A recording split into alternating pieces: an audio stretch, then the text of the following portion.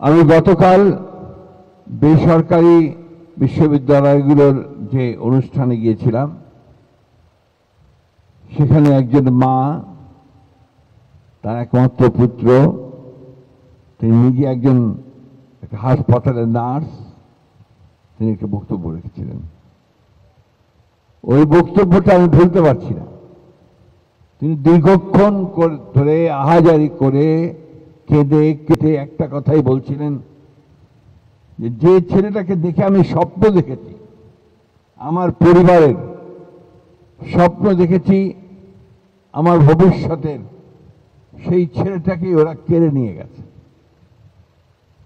এবং কেড়ে নিয়ে গেছে একটা নিদারুণ ভয়াবহ মর্মান্তিক পাশবিকভাবে।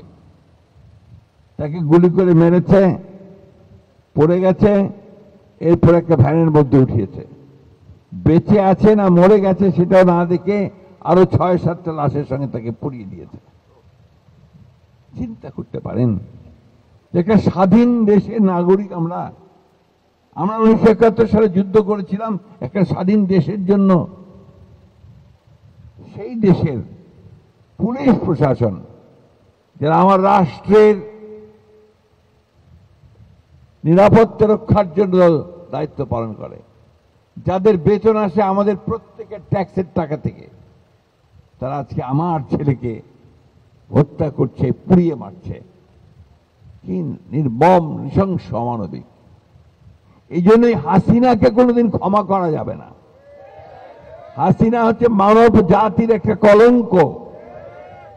হাসিনা হচ্ছে মায়েদের একটা কলঙ্ক। আমাদেরকে প্রথম কাজ হবে এদের বিচার করা। দ্বিতীয় কাজ হচ্ছে এই যে পরিবারগুলো, ওই যে মা যে তার ছেলেকে দেখে স্বপ্ন দেখেছিল যে তার দুঃখ দূর হবে, সেই পরিবারগুলোর পুনর্বাসনের ব্যবস্থা করা। আর যারা আহত হয়ে আছে, যারা চোখ হারিয়েছে, তাদের পুনর্বাসনের ব্যবস্থা করা। এটা না হলে ভবিষ্যৎ এবং জাতি আমাদের ক্ষমা করবে না।